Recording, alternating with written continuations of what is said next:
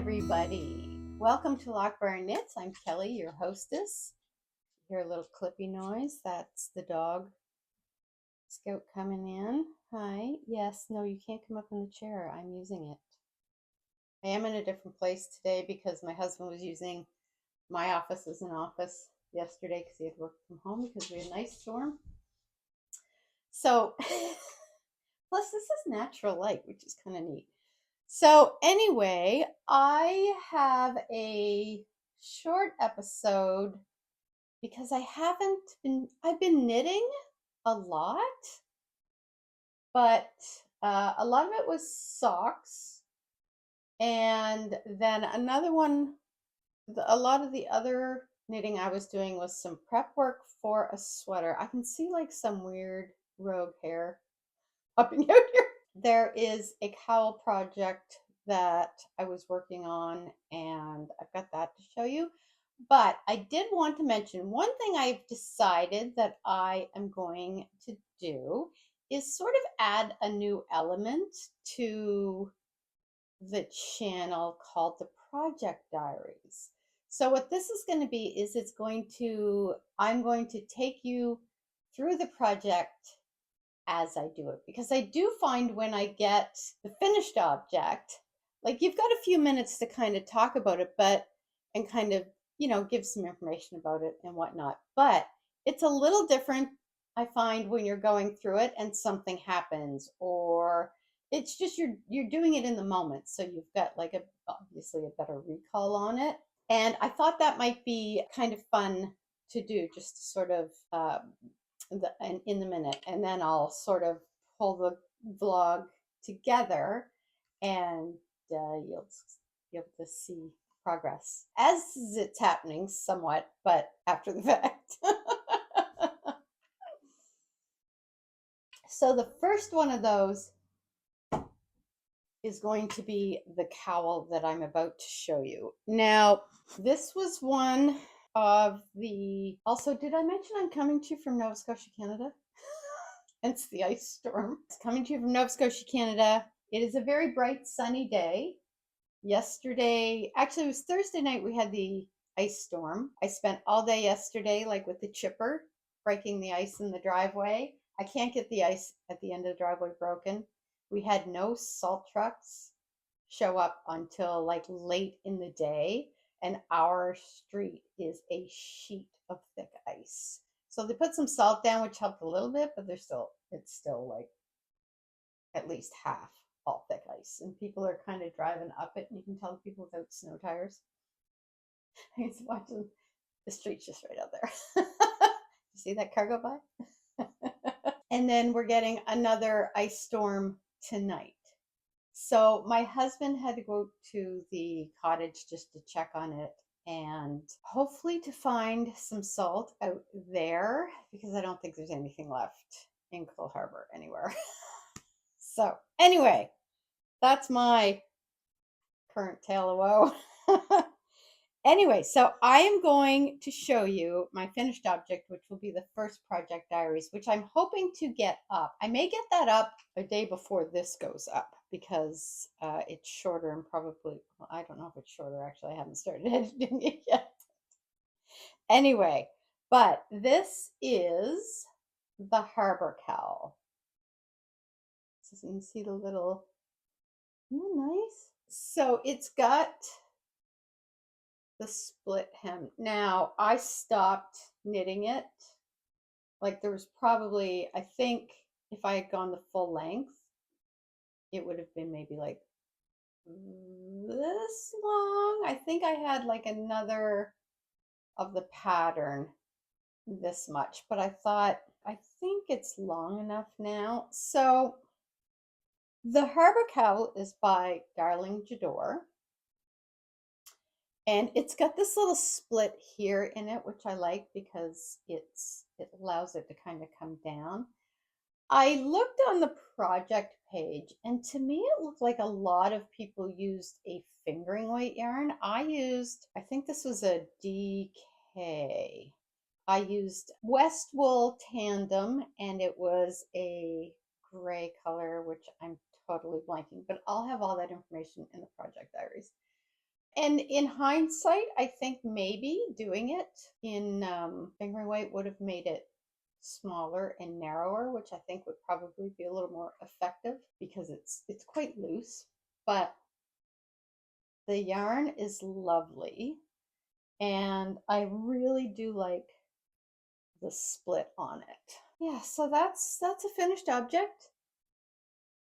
The cowl was one of my in my Make 9 bundle. I made a bundle of patterns that I had purchased prior to the end of 2024.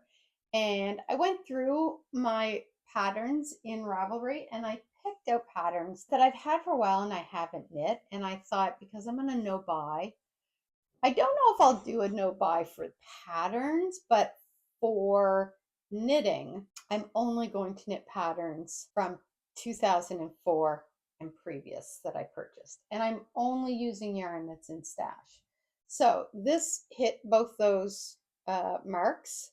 So this is my first completed object for my Make 9. Unless we count socks, but I'm not really counting socks. Yeah, I'm not going to count socks because I always have socks in the nose. I got some weird cowlick happening here. So that is that. And that is pretty much, other than the socks, the only thing I've had on the go. This is the first one. Here's the yarn.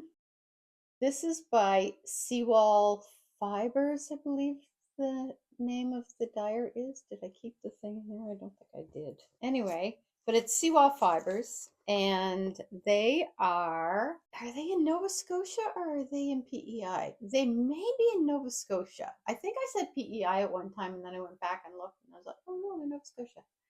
So look at this. I absolutely love this. I have 2 balls of this yarn, which is really good because this pair is for my brother for Christmas, and I really want a pair for myself. So the only way he's getting these is if I get my own pair. So I'm very happy that I bought 2 balls of this one. I did. This has been in my stash, I'm going to say, for 3 years maybe. So I really like, I'm doing the Sock-A-Long, but the Sox-A-Long by Diane from My Pink Bathtub and Alice from Soxiana Alice. And so it's basically knitting a pair of socks a month, which is good because I'm doing socks for everybody for Christmas this year. So that'll keep me on track. So these are my brothers. I have one done. This is the Evie Knit soft striping one. I have this one done. And then I have the other one, which is over there, and it's on the little wrist hanging thing, but I have it attached to my lamp. And on that one, I'm right at the point where I'm ready to do the heel flap. I didn't bring that one over because it's sort of attached over there. And then I have, this is the first sock, and I'm probably, my brother doesn't have big feet, so I'm probably, I'd say maybe that much more to go. I think he's like a size 7.5 or 8. I think those are going to be for him. This is for one of my nieces. This bag, by the way, is from Jenna Rose. I have a few of her bags and I absolutely love them. I love the designs on the little mushrooms. I have like my basket that's over there that's like kind of round, probably like that. And it's about that high, and that's that high.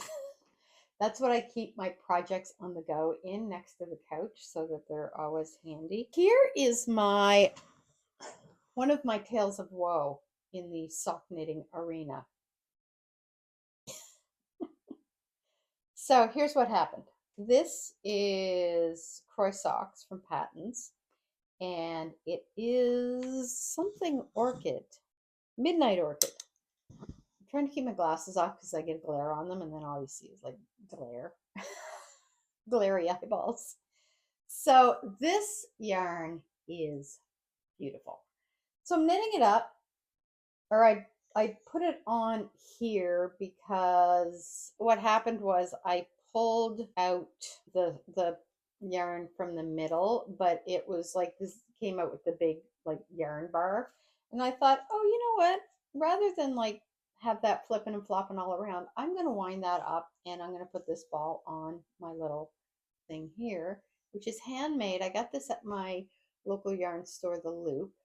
And so I wound it up. It doesn't look like a whole lot, but it's actually wound really tightly. I was probably really angry while I was doing it. But the reason that I was a little angry, I was making these for my sister-in-law, and I'm knitting along, and I did usually for my socks. I have small feet, and I'm like a size 5.5 foot. I always do 58 stitches, 56 stitches, 18 and 18, 56 stitches. And then for my sister-in-law, I cast on 62 stitches because her feet are bigger than mine. And I knit the leg, and I got the leg done, and I was like, or I was knitting the leg, and then I was like, I don't know if I'm going to have enough from one ball to do one sock, even like kind of at the length I was going. I thought I'm not going to be able to go any longer, and I better turn for the heel now. So I turned for the heel and I started knitting the foot, and I got about that far down the foot, and I looked at what I had left, and I thought, I'm not going to have enough. I'm not going to have enough for like one sock per ball doing a 64 stitches. And I had used a bigger needle as well, which I usually knit my socks. I think it's 2mm, it's size 0. And I think I was doing hers on size 1.5. I thought I'm not going to be able to finish them. If I was going for my size foot, I could have done it, but it would have been too loose because I have like small feet and they're not wide at all. So I thought I can't even like adjust and make them for me, which I would have liked because, I mean, come on, I love the yarn. So what I ended up doing was I thought, okay, I'm going to wind it back on this, and I'm going to go down to a size, maybe like a size 1 needle, which I think is 2.25. So it's a little bigger than what I knit for myself, but I'm going to go down to the 56 stitch count. Because I asked my mom, like when she's knitting socks for other people, what does she do? And she says, oh, I just use 56 for everybody. So I was like, all right, well, this should work then. And it's not as if my sister, as far as I know, my sister doesn't have like crazy white feet or anything. So I think we'll be fine. And this yarn has enough give to it that I think it should work. I think that'll work. That was a bit of a tale of woe because I was almost done that first sock. And then I was just like, that's not going to work. It's not going to work, Kelly. It's not going to work. That's my sock situation currently. I'm gonna put these back in here. Now the other thing I did was I cast on for my next sweater, which is going to be the Troto sweater. I think that's how you say it. By Petite Knits, which has been in my library for a little bit, and I'll show you the yarns I am using. Sorry, I got interrupted. My dad called. He's trying to find salt. Their driveway is on a hill and it's a complete sheet of ice and he can't get up or down it. So I had to call my husband, see if he could find some salt while he's out looking for salt for us. The yarn I am using for the Troto sweater is these two here mixed together. This is the Alpaca Cloud in the Carson colorway by Knit Picks. And then this here is Lovely Valley Wool, which is a 2-ply sport weight, 100% merino rambouillet wool. It's just this beautiful natural wool color. So I wanted to see how these two blended together. And I also wanted to, I don't really swatch. I know, but I don't. I thought, you know what, this time I'm going to swatch. But I was reading her kind of directions on the swatch in the pattern, and I just wasn't understanding because it seemed to be going lengthwise, giving you the measurements for the lengthwise, but I wasn't seeing it this way. And I'm not worried so much about the length because I can adjust that as I go. I was more concerned about the width, so I wasn't really seeing anything there. So I thought, you know what I'm going to do is I'm going to do like a bit of a swatch because I wanted to see how the two marled together. I swear. My husband just called me back. He managed to get salt, but he got 4 bags for us and then had already left. So now I have to go back and see if they'll give him another 4 bags, which he doesn't know if they will. So he got there just as the salt guy was arriving. So anyway, we'll see what happens. So I did this little swatch. I started doing it this way, and I'm a little worried. I think I'll have enough with what I have, but I think it may be close. So I didn't want to go too crazy on the size of the swatch. But this is, like, isn't that lovely? I really like how that turned out. And it's a really nice material. So I do like how it's marled. And I just realized I don't have this on cinematic mode. So that's kind of not really. There we go. It usually focuses better when I do. But there you go. There it is. That's that. I really like the denseness of the fabric isn't too much. Before I soaked and blocked it, it was a little holy, I guess. Like I could see through the material, like see through the stitches a bit, and now it's just like it's pretty opaque. This is going to be the next project diary, so I'll kind of go through my process as I am knitting that. And I do find when I'm doing project diary, one thing I've noticed is that I'm less likely to set the project down and leave it languishing, because I'm like, no, because I'm doing this as part of this, and so I have to, stay focused on it. So I'm less likely to set it aside and just kind of move on to the next shiny thing. That is pretty much all that is going on today in my little corner of the world. I will check in with you guys with the project diaries as we go. I'm hoping to get the first one up kind of about the same time this episode comes up. Then I will check in with you with the February vlog, which so far I don't think we have much on it because it's been really crazy weather and I've barely gotten out of the house. Anyway, hopefully after tomorrow's storm, the rest of the month will be, a little better, but it is February in Nova Scotia, so. But I should have also some big news coming at the end of the month as well, so stay tuned for that. And I think that's everything. So I will check in with you guys later, and until then, happy knitting. Bye.